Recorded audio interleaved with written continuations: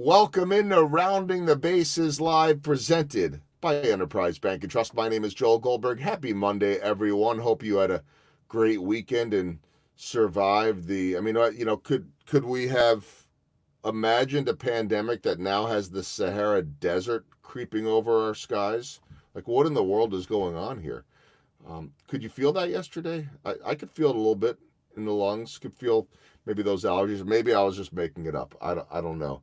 But we had the Sahara dust, whatever it's called, over us. Nice warm weekend in Kansas City. Hopefully everyone had a chance to enjoy some things a little bit. Before we get to my guest, I was thinking about this, and I'll challenge everyone watching to think about it too. I know that this is now on my mind, but I was just talking to a CEO on a call that I had this morning at 8, and he said that one of the challenges that he's finding with his company or with his employees is just that there's a fear of burnout. People are working harder in a lot of instances than they've ever worked before, and I could relate to that. He's essential business. They've been clicking the whole time. But I can relate to it on my end. I find myself working harder, almost trying to outrace this pandemic. And so, he was really wanting to challenge his people to unplug on the 4th of July. And I thought that, boy, I just learned something about that in the call, that it made me think, you know what, I owe it to myself to put the phone down next weekend and just focus on the family. Because I still find myself on the weekends basically doing all the work on Saturdays and Sundays that I couldn't get to during the week. All the things that were building on that list that I just didn't have the time to get to. And so that's just my challenge to everyone out there, if you're interested, of finding a way just to exhale a little bit next weekend, if not beforehand, and enjoy the holiday and some of the time away. It's been stressful times for sure. I couldn't do this without Enterprise Bank and Trust. # no stopping you. JJ's Wine and Spirits jumped on as a sponsor this month. They've got a Facebook page if you want to check them out. Southwest corner of College and Antioch, 15% off bottles of wine on Wednesdays. So appreciate their support. And KC Cattle Company had some of those bacon cheeseburger brats over the weekend. Wagyu beef burgers, steaks, brats. They're taking orders for the 4th of July now. You got to get them in quickly and soon. KCCattleCompany.com, veteran owned and operated. They deliver to all 50 states, so check them out. One of the great things that I love about having my speaking business and the podcast is the amount of people that I've had the opportunity to meet over the last few years, and that never stops. Suddenly it's this person knows this person, and what about this and this and this, and my path ended up crossing recently with my next guest, and I don't really know how we had never been connected before, but we are now. It does seem, Phillip, Kelley, like you and I probably should have known each other before, because we both are in the sports world. Thankfully, no one is asking us to actually be those athletes, and we both have a different role in those sports, yet we both take those experiences and speak about them. I don't know that anyone is ever going to put me in a chaplain role or Come on, anything man. of that nature. Hey, Maybe. I can knight you right now. You're good. You can knight Just me. go. Okay. Just go crush I it. mean, the world is going well when the chaplain is knighting the Goldberg, and then we but hey, we can go New Testament, we can go Old Testament. Bottom line, let's all get along here. That's good. And you know what? In the end, it's all about people. It's all about taking care of people. But Phillip, your story is amazing, and there's a reason why you're able to affect so many people in the NFL and those that you speak to. But tell me about your role right now. It was one as team chaplain for the Chiefs for many years, but is it simple enough for me to say you are the chaplain of the NFL chaplains? No, that's very generous. I appreciate that. No, I like to say that I just come along, I serve, I support, I kind of encourage whatever these guys need. I can be a resource for them. And, talking about being athletes, Joel, I tell my two girls, Caroline and Madeline, I said, look, girls, the older I get, the better I was. And so, of course, yeah, I mean, naturally. Of course. Well, I mean, and as you should. And those, you will continue to get better too. That's the way that goes. It's a rite of passage to be able to talk about that stuff. I say chaplain to the chaplains, and really, but what I mean by that is that you now have a voice to help provide guidance for so many that are in the shoes that you were in, which is helping take care of these athletes and coaches, which you still do too. So you have such a unique story. We all have unique stories, but and I think in many ways you and I kind of related to each other because we both have access to these, let's just put it simply, these famous people. And most of our friends or family or just people that you meet on the street, they would love access to that because that's part of being a fan. We see it obviously in a different way because our interaction with these quote unquote stars is much more human, the human element to it, right? Which is ultimately what it should be with anyone once you get to know them. But let's start with this. What do you love about, and then we'll tell your background. What do you love about your involvement with the NFL and your ability to be able to provide guidance to whether it be players, coaches, or staff, or even other chaplains? Yeah. I wasn't actually necessarily looking for work in the NFL. I'm actually an old baseball player. And I mean, I played football in high school, but I wasn't, obviously as good as most of these guys. And so I've just been honestly in the ministry since I was 19 years old. I was a senior pastor when I was 19, and I knew nothing what I was doing. And I just kind of would learn it on Saturday night and then speak it authoritatively on Sunday morning, trying to fool everybody as if I knew what I was talking about. And like a duck on a pond, right? You're like, you look cool, calm, and collected on the top, but underneath you're just scrambling. And so that's just kind of been my story a little bit. And what I get to do now with the team chaplains, or whether it's coaches or athletes or whoever I'm able to get in front of, for much of my life, I tried to lead with my strengths. I tried to say, okay, this is how awesome I am. And if you just follow these 3 points in my life, you could be as cool as me, which totally does not work, right? It just builds a wall of separation. And through a lot of series of events and a lot of failure and, heartache and, trying to do everything in my power to get fired, get a promotion, which is totally bizarre. But now I'm in a situation where I get to kind of lead, not with my strength, but really with my weakness, and create an environment of vulnerability and authenticity to say, look, this is how awesome I'm not. And these are the struggles that I've dealt with. And it gives these guys who, in a lot of ways, don't have anybody to talk to. Like, who's an NFL chaplain going to go talk to, right? Because you're afraid, am I going to get fired? Am I going to lose my situation? Is somebody going to take advantage of me? Because you don't know who's following you and who's chasing you.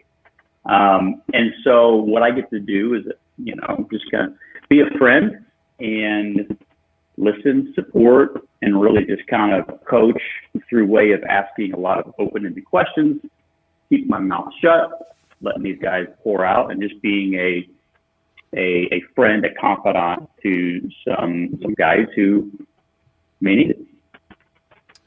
That listening thing goes a long ways, doesn't it? What'd you say? I didn't hear. I said the listening thing goes a long ways. That's different than hearing, by the way. That's good. No, look, but look, we're all in a speaking.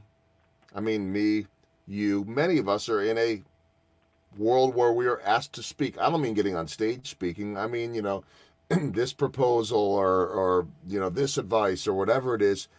And it's so amazing what happens when we actually listen. People do want to be heard. And that's true for superstars too. Like, one of the things I tell people all the time, Phil, is that just because they're superstars doesn't mean that they are immune from problems. They have them just like we do. You just don't know about them. We don't know about them. You may know about them, and they need someone to know about them. I mean, these guys, I won't mention names, so I don't want to make it sound like this person, but pick your favorite superstar in the Chiefs or the NFL. Something's got to be bothering them at some point. They're not. Tony La Russa used to say that they're men, not machines. I mean, I like that. they're Yeah, human beings too, right? they are. And imagine everybody in the world watching you go to work. Mm-hmm. You know, we take it for granted that, oh yeah, these guys get paid a lot of money and we show up as fans and pay a lot of money to watch these athletes perform. And I was with one of the guys just a few years ago, and you know, it was coming off the heels of a bad game, and I think we were going to eat somewhere, and some random dude comes up and starts criticizing, you know, this guy on the team, my buddy. And I just watched him. He just kind of took it, right? And then he goes, hey, okay, tomorrow I'm going to show up at your work, and I'm going to critique you on how you sent that email, or how you led that meeting, or how you took the time during your break that you shouldn't have, or how you fudged the truth on a proposal. And he's like, you realize that if I did that, or if the world did that, you would approach me a little bit differently. And I was like, man, that is so true. But these guys are only judged by how good they were in their last games, their last performance, and it's like, what can you do for me lately? So it becomes more of a performance-based identity than like a purpose-based identity. Mm-hmm. It's so all this is so fascinating to me. Even I know that for my job and your job, so many of our friends or just strangers we might meet, you know, at the grocery store or wherever it is, are so interested because everybody likes that peek behind the curtain.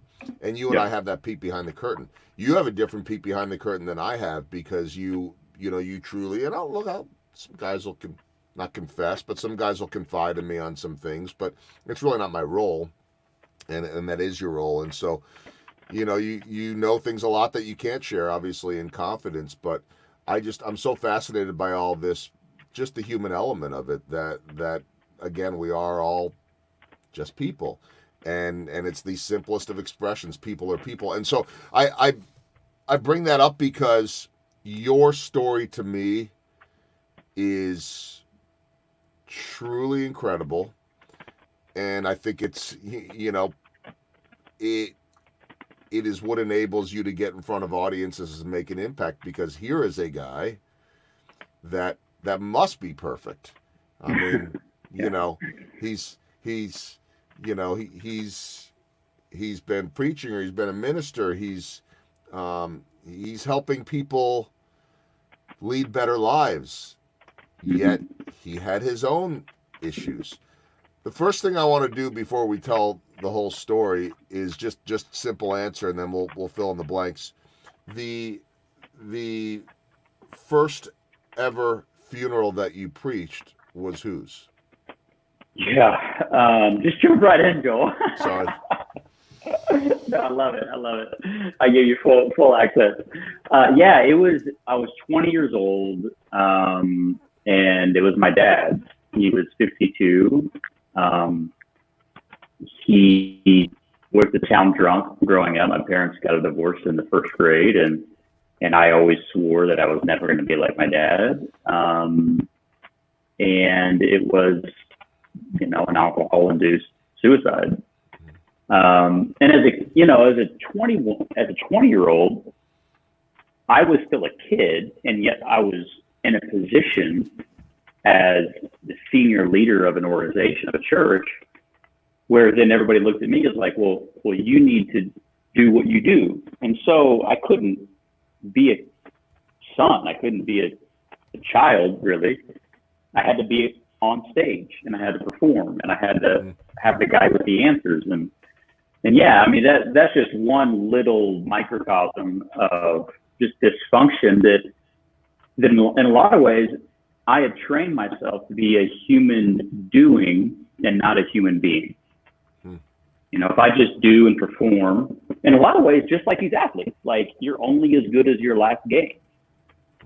And so my emotional state would just ebb and flow based on where I was. But yeah, that was an interesting season for sure. So yeah, I did jump right in. I deserve whatever. No, I know you're giving me a hard it. time. Well, look, I've been doing this a long time. Not the podcast, but the broadcasting thing, 25 plus years. And typically, I'm not trying to defend myself, but there's a reason why I'm telling you this. And I know you're giving me a hard time, but the reason why I jumped right in there is because it's you impact people by talking about this stuff. Definitely. Like, with other people, I might sit there and say, boy, I wonder if they'd be comfortable talking about it. Can I help bring that out in them? But I think that so much of what you talk about is raw because, here's this guy that was a chaplain to the Chiefs players and coaches and staff. And oh my gosh, at 20 years old, he was the minister of his father's funeral. And how could someone in his role have grown up with those type of challenges? It's again that reminder that we all have stuff, and that stuff shapes us, and our background shape us. And so, here you are, a kid that was growing up with, I think, some baseball dreams. I know you told me you spent a lot of time living at Mac and Sites, and what an incredible influence and mentor to have in Kevin Seitzer. It could be Mike McFarland too. They're both just incredible human beings, and two guys that I absolutely love being around. But I know that Seitz was a mentor of yours. So I'm just wondering what that teenage and college version of Phillip Kelley was like, and how were you shaped by those challenges in terms of your dad and balancing all of this? Because that's a lot for anybody at any age, let alone a teenager. Yeah. No, and just to give you some credit, I appreciate you asking that question. I was just needling you a little bit. You're allowed. Because I think that you can take it.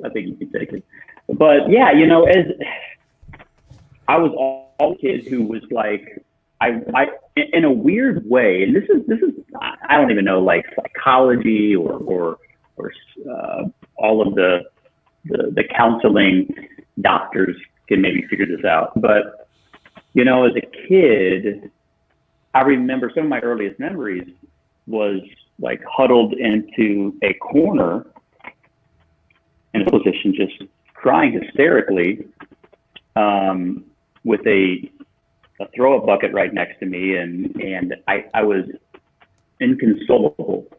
And what I would have these, what they call hallucination or hallucinogenic dreams or nightmares, where the world is just spinning. It's kind of like a movie going fast forward and slow motion at the same time. It's just really bizarre.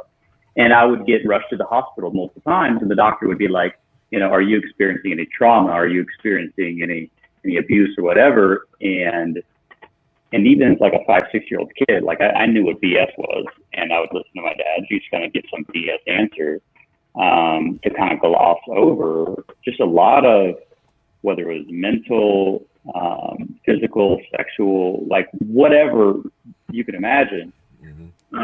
But here's the weird thing. In a weird way, I was always trying to please him, if that makes sense. Like I didn't have a lot of respect, and yet I tried to please. And so it's just kind of middle school, high school in particular, I just wanted to be the best, because in ways, like he would be making a total scene in the stands, either passed out in the bleachers or at some school function or whatever. And so my philosophy was, if I could just take the attention away from him and onto me, at least I can control that. And what it did, though, it just created this insatiable desire to be, quote unquote, perfect. And I became completely obsessed with performance and trying to be whether it's at that time the best baseball player I could be, and I was working out with the Royals at the time, and it was just a really it was a great experience, but it was also the start of something that became unhealthy, right? Because a good thing, if left unchecked, can become a bad thing, and so that's kind of where that season of my life ended. And you, if I remember correctly, you went off to college on a baseball scholarship, right? Yeah, the full ride baseball scholarship, Division I. They was a private school, and they paid $30,000 a year for my education. So when I, on the first year, decided to quit the team, give up my scholarship, take out student loans, and then call and have a conversation with my mom. Like, I don't recommend that at all. But I just had this desire. I said, you know what, I want to help the most amount of people as I can. And I called Spicer and I said, Spicer, all right, shoot straight with me, bro. Like, what are my chances of making the bigs? Like, my swing, my makeup. He's like, Phil, I'll tell you this, you one day are going to make an excellent double-A second baseman. I'm like, I thought it was like, okay, I'm joking. And he's like, no, seriously, you just don't have what it takes. He goes, so you could either spend much of your time on a bus making peanuts and then starting your ministry or starting your career at 35, or you could start when you're 18. And so that's what I did. And that's all I needed to know. Like, literally, I think the next day I just quit the team and gave up my scholarship. And I'm still paying student loans, just to let you know that. So, two questions for you regarding that. One, what'd your mom say? And how did that, I would imagine at some point she came to being at peace with, the decision that you made, but I'm sure that first, I can't imagine what that first conversation was like. And two, what were there conversations, because your dad was still alive at this point, I believe. So, yeah, and I can only imagine as a guy that, you described him being that unruly fan, or I don't know, those weren't your exact words, but if, as you did describe him as the town drunk, I'm guessing that he was a regular presence, maybe not at Liberty, but certainly, at your games when you were in high school in the crowd. And I'm sure that there was a large portion of him that lived through your sports endeavors. What were the responses from each of them? Definitely. My mom, she's an angel. She just celebrated her 72nd birthday, and she looks like she's probably 45. So, but yeah, I mean, she was great. She said, "Hey, I trust you. I don't quite understand. And are you sure this is the direction that you want to go?" But she knew, hey, once I make my mind up, I'm just like, I'm locked and loaded. So there wasn't a whole lot of convincing. And my dad was a little bit more difficult. He couldn't understand the whole ministry side. He was just like, wait a second. You're going to do what? You're going to do, wait. And, ministry, they don't pay anything. And so you're going to give up this, then take out student loans to go make nothing just so you could help people. Yeah. It didn't compute really, but So I want to fast forward, because all these years later, here you are making an impact on people's lives. You're doing that today, but you were doing it in your capacity as the Chiefs team chaplain. And suddenly, and you can correct me if I'm saying this wrong, but suddenly you find yourself, if not going down the same track as your dad, maybe thinking along those lines. I don't know if that's exactly right. I'll let you fill in the blanks here, but you had a life-changing moment which actually maybe felt like a step backward, almost perhaps like walking away from a scholarship and coming out better for it. Tell me how close I am with that. No, you're spot on, Joel. So I kind of got into this situation where I wasn't really looking to be team chaplain. I came back to Kansas City. So I grew up here and went to school in Virginia and then went to Texas, Kentucky, and then came back here in 2011. And so I wasn't really necessarily like, I didn't apply for this job. I didn't like it.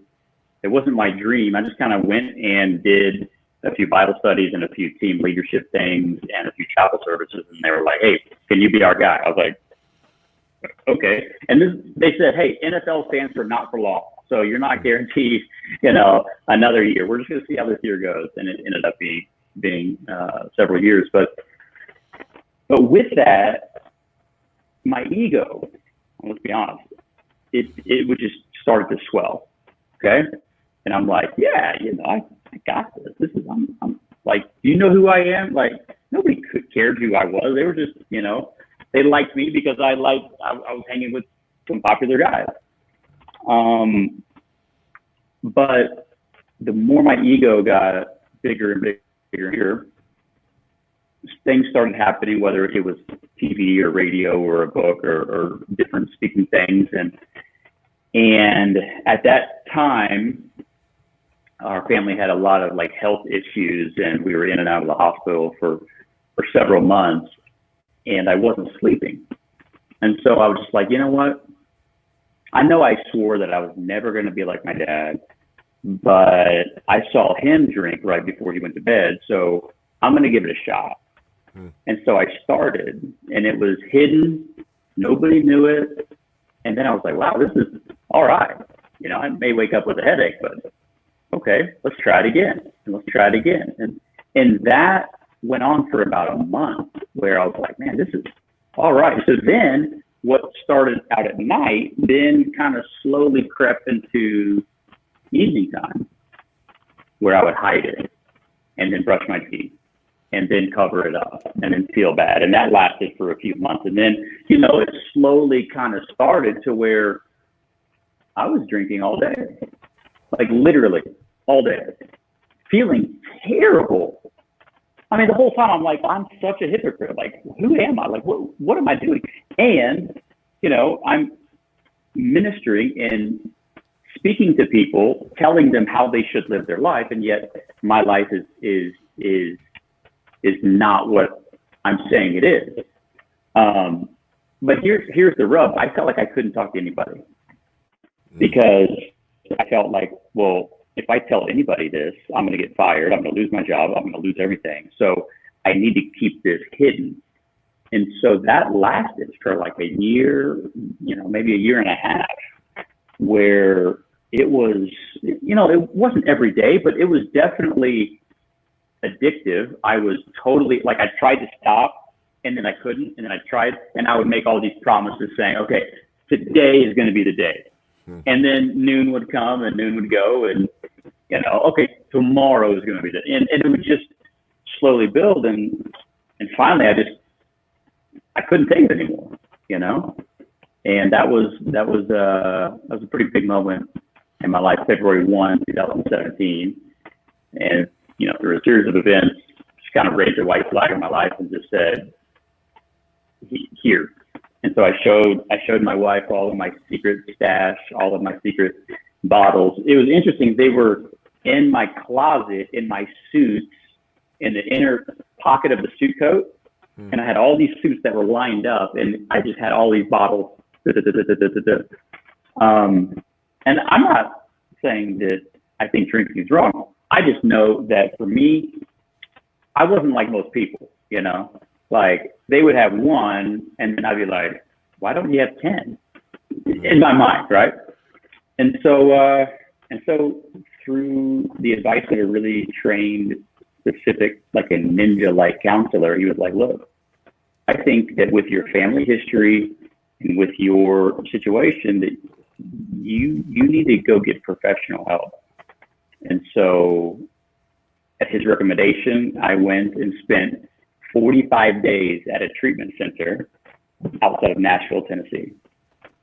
And what I thought was going to end my ministry, end my speaking, end my influence was actually the biggest blessing to it, because it was during those 6 weeks that I really kind of came face to face with a lot of demons.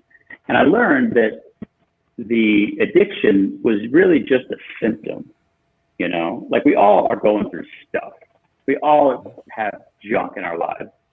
And usually it's just a symptom of something that's below the waterline. And if you can tackle that, then you can address what's really going on. And I'm sure there were fears about how am I perceived afterwards? How is the guy that's supposed to help people with this type of stuff going to be perceived if he is struggling with his own stuff? And yet you end up moving forward and being welcomed back with open arms. Tell me about how that all went, and how, I mean, it's one thing, and it's the most important thing, to take care of yourself. You have to take care of yourself first. Right? We hear that all the time. The old on the airplane, you know, when the oxygen mask dropped down, make sure you take care of yourself before you gotta take care of yourself. Yeah. So you did, and then look what ends up happening. More opportunity comes from it. I have thought about that a lot since you and I talked on the phone here, that it's different, but throughout all of this adversity, there is opportunity if we're able to take care of ourselves, if we're able to take care of other people. So here you are wondering, maybe again, a little bit like walking away from that scholarship, if this was going to be the right choice, and you ended up being better for it. Tell me about the response you got from the Chiefs. Oh my goodness. It was, let me just tell you a funny story. The first day I was at the center, so I was thinking that it was going to be like padded walls, you know, white, very sterile, but this was a working horse ranch. So it was more of a resort. The first day I was there, the RD, the resident director, he says, "I have a gift for you, Phil."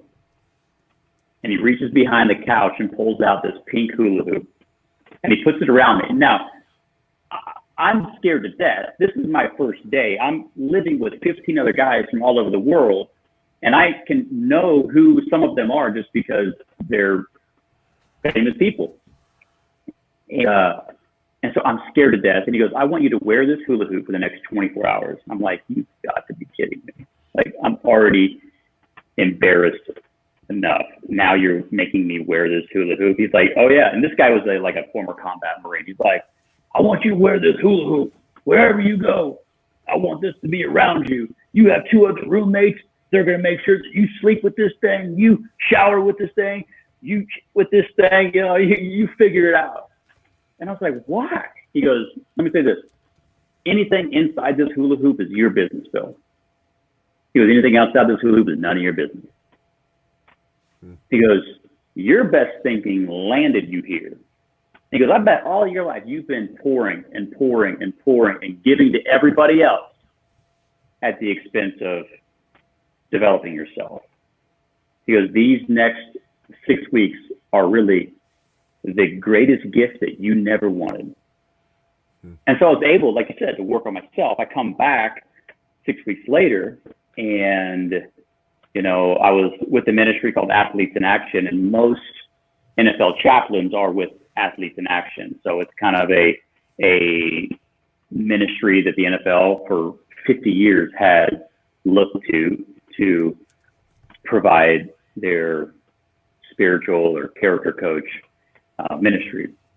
And so my boss, great guy, he said, "Phil, you know, yeah, you can go back to the Chiefs. You know, we love you. They love you, whatever."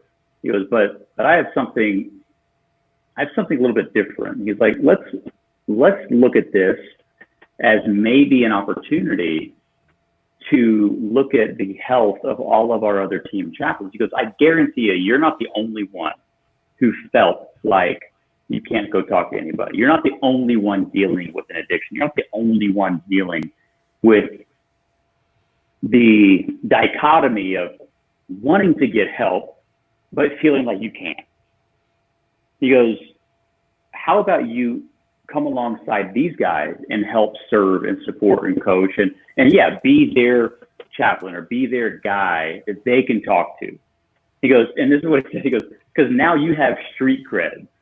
And I'm like, well, I didn't want street cred this way. Like I wanted street cred by doing other things, but you know what? I'll take it. And it has opened the door, not only just in the NFL circles, but, you know, to corporations, to companies, to be able to coach CEOs who feel like they can't talk to anybody.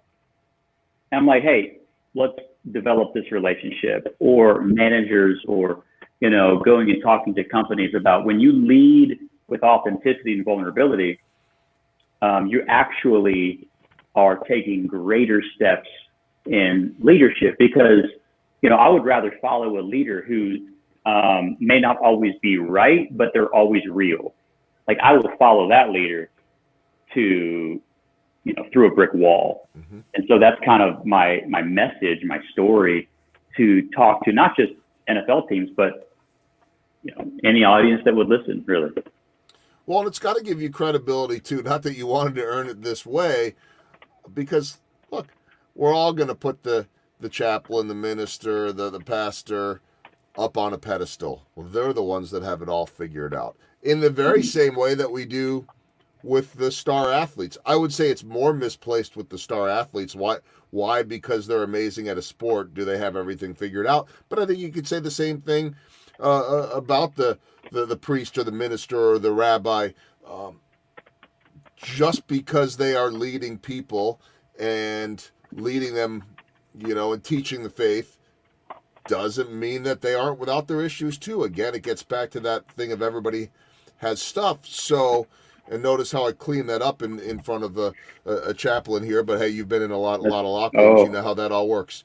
Oh, yeah. That one's always funny to me too. Oh, sorry, I probably shouldn't say that in front of you. Like you've never heard it before, right? Yeah. You've been in the sports background your whole life, but it's that reminder of how off perceptions can be sometimes. And I've got to think that when you, as someone that is preaching vulnerability and authenticity, can come right out and say, hey, by the way, look at where I've been. Mm-hmm. That's got to be really powerful. And as they're putting you up, because one of the biggest things that I've learned over the years is no one famous, okay, whether it's the Patrick Mahomes, I don't know Patrick, I met him once, whether it's the Albert Pujols, you name it, but they all enjoy getting the stuff that they get because of the position they're in. They're spoiled because of their success. Yeah. The hard part and the uncomfortable part is that people sometimes forget to treat them like they were treated growing up as normal human beings. So for you, I'm sure that you see some of that, certainly with the people that you're around, but also yourself. Oh, well, he's the chaplain there. He's got it all. You know, he's perfect. So when you can take that layer down, it's got to be really effective in letting others open up. I think it is, and it is a daily. It's a daily challenge because, you know, I wake up every morning with the same ego, with the same pride, with the same, you know, I go to an AA meeting, you know, 3 or 4 times a week. And one of the guys in there always says, you know, I wake up every morning with untreated addiction. And my sobriety only has like an 18-hour window where I have to every day, like, renew my mind and renew my attitude. And it's just a great perspective to say, like, you know what, I don't get like a free pass on a day where I can not take this seriously. And so it's a reminder that, man, I'm just one stupid decision away. I'm just one, you know, weak moment away from getting right back to where I was. And so it's humbling to know, okay, it's one day at a time, day by day. But I think one of the keys is having a community of people that get you. You know, that's why I think that professional athletes hang out with professional athletes, because you don't have to even explain this is what is going on in the locker room, or this is what's going on with this press or media or situation, because you get it. Like, even I think that the reason why you and I connected so well is just because we kind of understand that nature, that weirdness of that professional sports world. And so being able to have a community of folks that you can just be real with is so very important. I hands down know that that's why we connected as well as we did. And we could have just connected over speaking, and you sent me some stuff and I immediately was learning from the way you were doing things. And so I appreciated that resource and that connectivity just from a professional standpoint, but the connection was deeper because of exactly what you're saying. Most fans don't understand those little intricacies of an athlete's world, and I don't pretend to understand all of it, but there's that empathy of trying to walk in someone else's shoes. That's hard for a fan to do when they don't see, where those shoes are going beyond, say, in between the lines. They shouldn't have to either. That's, part of the fun of being a fan. What is fan short for? Fanatic. Is that you don't want to think about that kind of stuff, which again then isolates so many of those athletes because so many people don't understand what's in their world. It's what enables you to be effective at what you do. It's, I hope, what enables me to connect with these guys because I try to see things their way. Don't try to be them. Same thing for you. We're not trying. I don't need to hang out with those guys, but I need to understand them and try to live in their world, and hopefully that brings out the personality in the interviews and the trust and on and on. I mean, there are a lot of similarities here. A couple things as we wrap it up. Let's look at a bigger picture here now, because you don't just get in front of athletes and coaches and those NFL chaplains and everybody in that NFL circle. You speak to companies, you speak to corporations about all of these topics. So the very simple or complicated question is, with everything that you've learned, what are some tips or perspective you can give so many right now? We still are in this pandemic. There are, I was talking to that CEO this morning, and they said, look, I'm worried about people getting burned out or getting, I think we all sort of had in our mind, okay, let's just get past these few months and everything will get back to normal. I don't know that we're going to get back to what normal was before. There are new normals. There's a lot of stress on people. What do you say to folks right now that are dealing with some adversities that they've never dealt with before? Yeah, we are in unprecedented times, and I did a series for a large bank here in the area and for a large retailer that everybody would know.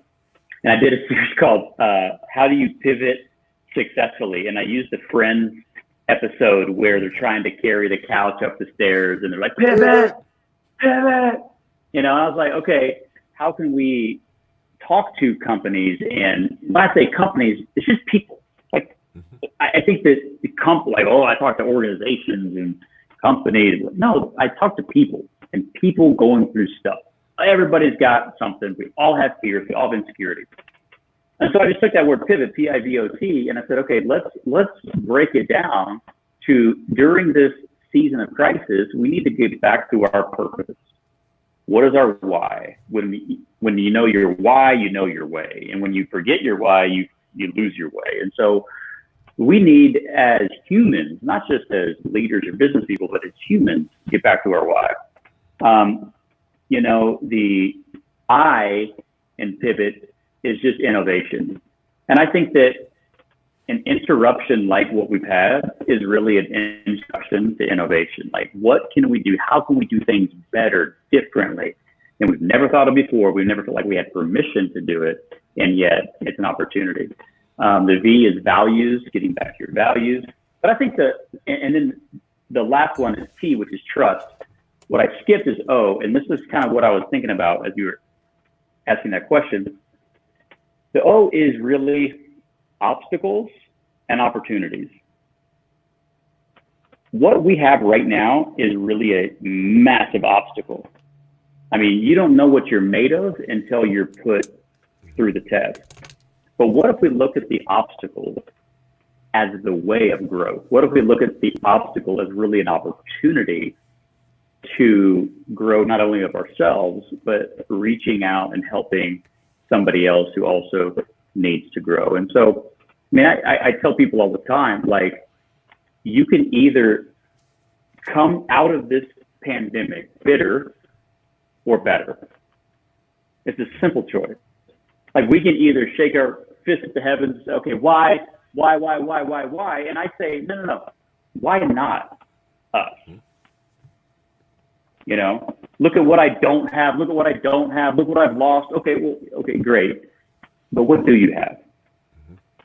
What are the relationships? What are the things that you do have that you can be grateful for? And so looking at this as either an opportunity to wallow in self-pity and misery and say, you know what, I'm just gonna take my ball and go home, or say, you know what, this is going to be an opportunity and I'm going to be better on the other side of it. I could not agree with you more. I've been saying, even to speakers, well, not two speakers, but I've been thinking about it early on. I heard from so many speakers saying, I can't see my audience. This isn't the same. There's so much better. Like, we have to get past comparing. This shouldn't be a matter of better or worse. It's different. You're comparing apples and oranges, and you don't have apples right now. So what are you going to do with the oranges? I mean, like this doesn't. So stop comparing and take this opportunity. And now, what are you going to do with it? To me, the biggest thing I've learned during this pandemic is what opportunity has come from adversity. And I wasn't thinking that way back in April. Now, maybe you were, because you've had so many perspectives shaped by the adversity that you've dealt with in your life. But I've seen, and I don't even know what all that opportunity looks like. You don't have to know what it looks like. I think you have to trust that there is always opportunity. When I think about the pivot, another V word for me would be vulnerability. And you've talked about vulnerability. You talked about innovation, and I would say interruption leads to innovation. If you're following all those things, and then hopefully the pivot goes smoother than it did for, was it Joey or Chandler? I think it was Chandler actually. I think it was Chandler on the pivot. So last question, then I'll let you go. I told you 30 to 40 minutes. I knew it would be longer than that. I mean, I didn't know, but I knew. I didn't have any ulterior motives. I just knew where you and I would get going here. So last question, I've been starting to ask this to guests every day now, is what's been your biggest takeaway? And maybe you just covered it. What's been your biggest takeaway or lesson learned during this pandemic? Oh, man, there's so many. I would say don't take for granted what's right in front of you. I think that whether it's relationships, whether it's security, whether it's a job, whether it's a paycheck, whether it's insurance, like we took so much for granted. And then when it's either taken away, or we can't go and talk to that neighbor, we can't have just a simple hug. Like I didn't realize that I was such a touchy-feely person until I couldn't. And then one kind of started emerging out of this. I'm like, I'm hugging everybody at the grocery store. Like, hey, I don't know you, but can I have a hug? It's just made me realize that we have so much to be grateful for.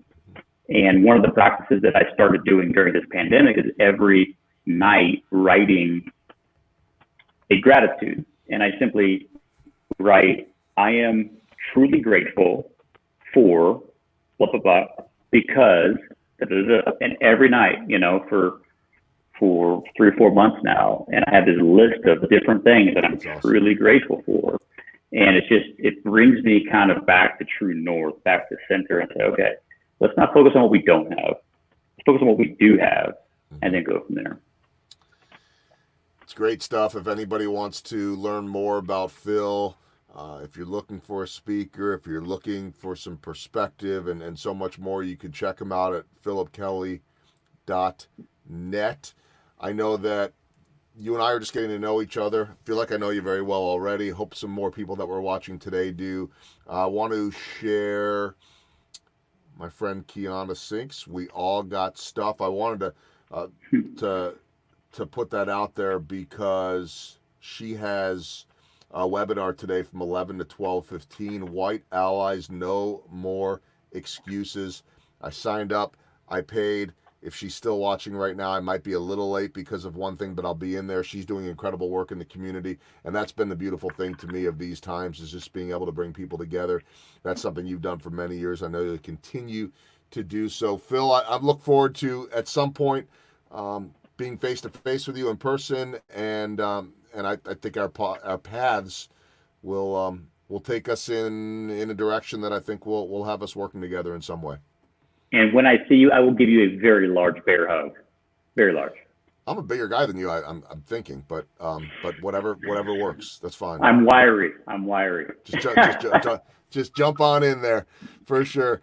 Hey Phil, appreciate it, and thanks for all the perspective, the insight, the vulnerability, which I know that is a spot that you're comfortable in sharing your story, and just really appreciative of your time. Thank you. Man, I appreciate your work, and thank you, man, for taking just a risk, because this is a big deal. Like, to not only have a podcast, but I'm going to go live not just once a week, but I'm going to go speaking every day with a new guest. And dude, hats off to you, man. I cannot wait until not only this is just a local, but this is national, international. The Joel Goldberg. Going to be more popular than the Pope, I really believe.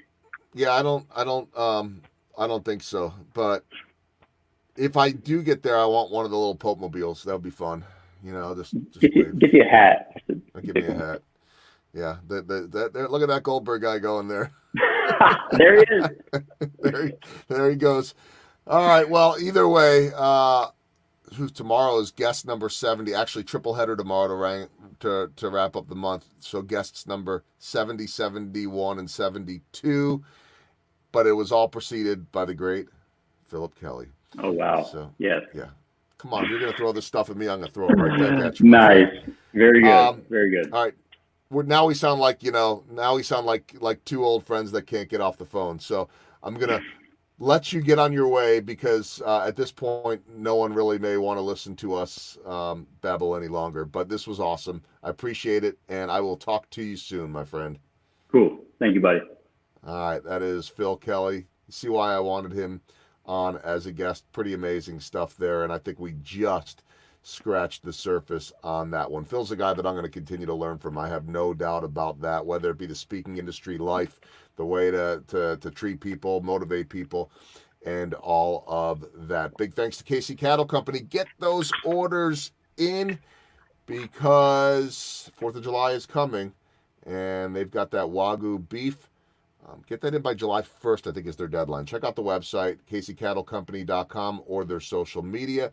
On Facebook, if you're down in the Johnson County area, JJ's Wine and Spirits, great personal touch in there, smaller store. They will help you with whatever you need. Wednesday, 15% off bottles of wine. And the partnership with Enterprise Bank and Trust. I got a phenomenal call the other day from their president, who said, Joel, we love what you are doing with all the discussions about race. We're proud to partner with you on that. We want those discussions.